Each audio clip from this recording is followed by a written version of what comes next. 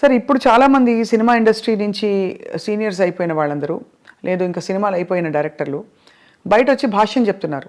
అప్పట్లో వాళ్ళు వాళ్ళతో వీళ్ళు వాళ్ళతో అని. ఇప్పుడు మనకి నేను పేర్లు చెప్పను, బట్ మీకు అర్థమైపోయి ఉంటుంది ఎవరి గురించి మాట్లాడతారో. వాళ్ళు చాలా అంటే ఆల్మోస్ట్ ఎపిసోడిక్గా చెప్తున్నారు, ఇలా ఇలా ఏది ఆ రోజు ఇలా ఏదని. వ్యక్తిగత జీవితాల గురించి కూడా కామెంట్ చేస్తున్నారు. అంటే ప్రతి మనిషికి వ్యక్తిగతం ఉంటుందమ్మా. ఇప్పుడు ఇట్లా ఉంటే ఇట్లాగే ఉండేవారు, ఇట్లా ఉండేవారు కాదు. వ్యక్తిగతంగా రకరకాలుగా ఉంటారు మనుషులు. సో దాని వ్యక్తిగతాన్ని గురించి ఇప్పుడు మనం మాట్లాడటం కూడా అనవసరం.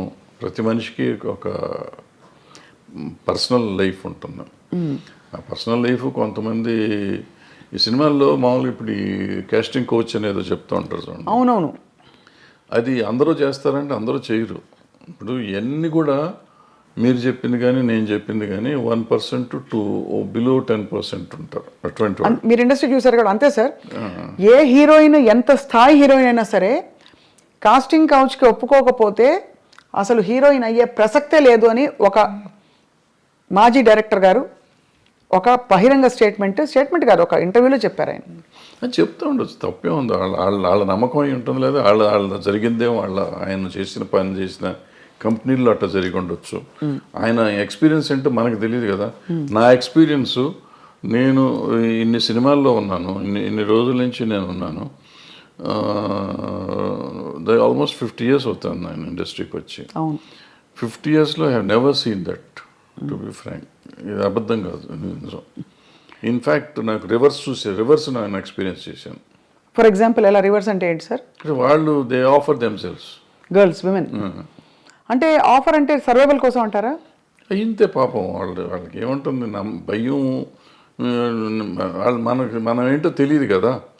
సో ఇటువంటిది అయ్యి ఉంటుందిలే, మనం ఆఫర్ చేసేద్దాం, ఆయన అడగటానికి సిగ్గుపడుతున్నాడు, మనమే ఇచ్చేస్తే పోతుంది కదా అనే ఫీలింగ్లో. అలా ఉన్నారా సార్ హీరోయిన్స్? అందరూ ఎవరో ఒకళ్ళు ఉంటారమ్మా. ఇప్పుడు వీళ్ళు అడిగారు అన్న ఎంతమంది తక్కువ మంది ఉంటారో అట్లా అడిగే వాళ్ళు కూడా అంతే తక్కువ ఉంటారు. That's why I'm telling you. You're giving a parallel, అది అర్థమైంది.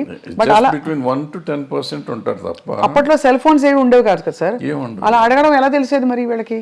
అంటే కబురు పెడతారా? అడగటమే ఇవన్నీ, డైరెక్ట్గా అడగటమే. అడిగేవాళ్ళు అనేవాళ్ళు డైరెక్ట్గా అడగటమే. ఎటు అడిగినా, వీళ్ళు అడిగినా వాళ్ళు అడిగినా, వాళ్ళైనా పెద్ద దానికి మొహమాటం సిగ్గులు ఏముండవు. It's very awkward sir. And అంటే ఇంత బ్యూటిఫుల్ పరిశ్రమలో ఈ ఒక్క విషయం ఇంత చర్చనీయాంశం అవుతుంది గత 10 ఏళ్లలో. అంటే చర్చనీయాంశం అంటే 2 రకాలమ్మది.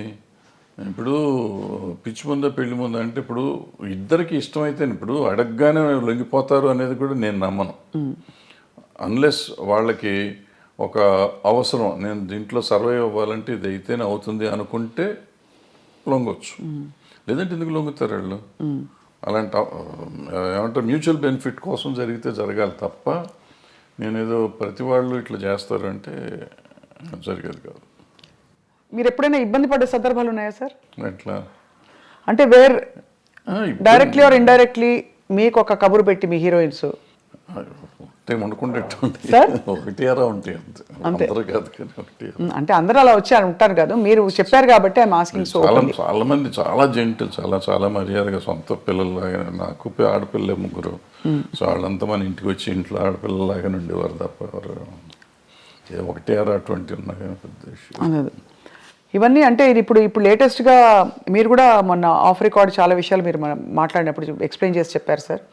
అదే ఈ జానీ మాస్టర్ ఇష్యూ తెరపైకి వచ్చినప్పుడు కూడా ఈ కమిటీలు వేయడం, వీటిని పరిష్కరించే దిశగా కమిటీల్లో ఉండేవాళ్ళు ఎవరు కూడా దిగొచ్చిన ఎవరు అంటే ఇట్స్ నాట్ సో ఈజీ కదా సార్. ఇవి హ్యూమన్ రిలేషన్షిప్స్ చాలా కాంప్లెక్స్గా ఉంటాయి. మీరు అన్నట్టు ఒక టైంలో ఇష్టం ఉండొచ్చు, ఒక టైంలో కాంప్రమైజ్ అవ్వచ్చు, ఒక టైంలో అది చెడుగా కనిపించవచ్చు, రకరకాలు ఉంటాయి, తప్పించుకోలేని పరిస్థితులు ఉండొచ్చు.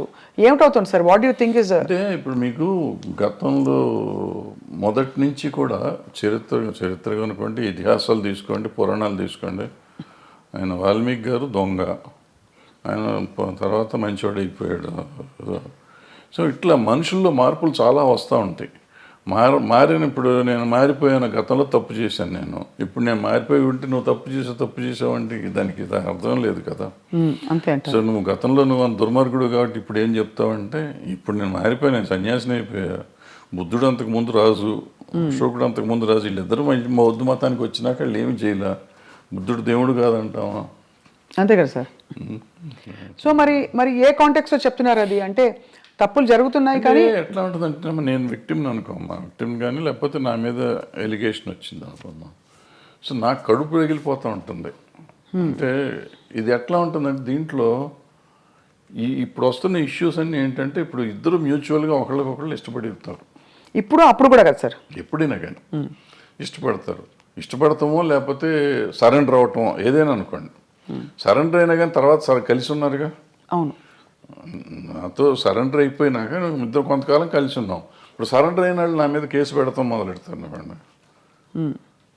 అయితే సరెండర్ అయ్యి కొంతకాలం అయిపోయినాక నేనంటే వాళ్ళకన్నా మొఖం మొత్తి ఉండొచ్చు, నాకు వాళ్ళ మీదన్నా మొఖం మొత్తి ఉండొచ్చు.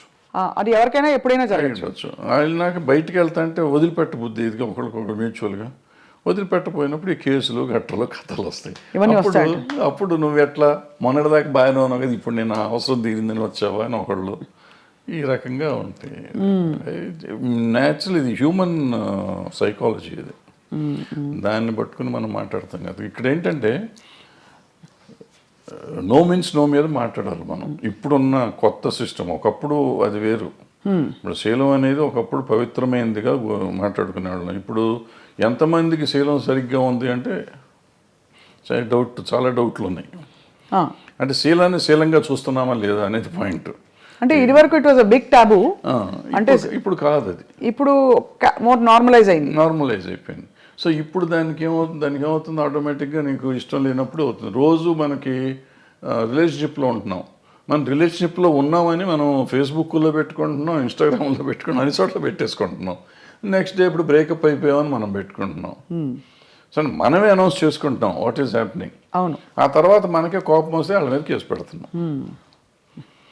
ఇది ఇప్పుడు దానికి ఎవరు బాధ్యులు అంటే కలిసి ఉన్నారు కదా. ఇప్పుడు ఏం పోయే కాలం ఏం తీపరం వచ్చింది మీకు అంటారు మా అమ్మమ్మ భాషలో మాట్లాడాలంటే. తీపరం లేదు, తాపరం లేదు. ఇది ఏంటంటే నాకు ఇష్టం లేదు, నువ్వు రావద్దనని రావకూడదు, అంతే, సింపుల్. సో అక్కడ నుంచి ఆ వైరం వల్ల వచ్చే కేసులు అంటారు ఇది. కానీ జెన్యున్గా ఆడపిల్లలకి రక్షణ లేదని హేమా కమిటీ రిపోర్ట్ని కూడా మీరు ఆమోదించపోరు. ఎందుకు డెఫినెట్గా ఉందమ్మా, డెఫినెట్. ఇప్పుడు ఒక అమ్మాయి వచ్చింది పాపం, ఎవరో ఒక అమ్మాయి ఆశగా సినిమాల్లోకి చేద్దామని వచ్చింది. వచ్చిన అమ్మాయిని నువ్వు నాకు ఏదన్నా ఇది ఇస్తేనే నేను ఉద్యోగం ఇస్తాను, వేషం కానీ పని కానీ ఇస్తాను అనేది దుర్మార్గమే కదా. హేమ కమిటీ రిపోర్ట్లో కానీ ఎక్కడైనా కానీ ఈవెన్ పాక్సో దీంట్లో కానీ అదే చెప్తాను. నువ్వు అడగటం కూడా తప్పు. అడిగినాక లొంగి నువ్వు ఆ అమ్మాయికి పని ఇచ్చేసినా కూడా, ఎదురు పని ఇచ్చేసినా కూడా లొంగ తీసుకోవటం తప్పే. కాబట్టి ఏ రోజు తెలిసినా కానీ నా మీద నేను శిక్షార్హుడిని. ఏమంటే మ్యూచువల్గా కలిసి ఉన్నాం కదా, నీకేంటి అని మనం అడగటానికి లేదు. ఇంకా కలిసి ఉన్నా కానీ నువ్వు లొంగ తీసుకున్నావు కదా. అవును, ఇప్పుడు మరి జానీ మాస్టర్ ఇష్యూలో ఏమై ఉంటుంది సార్? అది దాన్ని నేను మాట్లాడకూడదు. మీరు మాట్లాడకూడదు కాబట్టి ఓకే ఫైన్, అడగం సార్. మేము కూడా కమిటీని కోర్టుని కంప్లీట్గా గౌరవిస్తూ అంటే